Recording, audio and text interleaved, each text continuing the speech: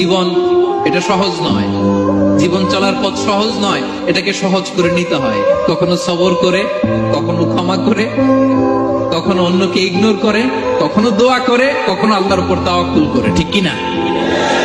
জীবন এটা সহজ নয়, জীবন চলার পথ সহজ নয়, এটাকে সহজ করে নিতে হয়। কখনো সবর করে, কখনো ক্ষমা করে, কখনো অন্যকে ইগনোর করে, কখনো দোয়া করে, কখনো আল্লাহর উপর তাওয়াক্কুল করে। ঠিক কিনা?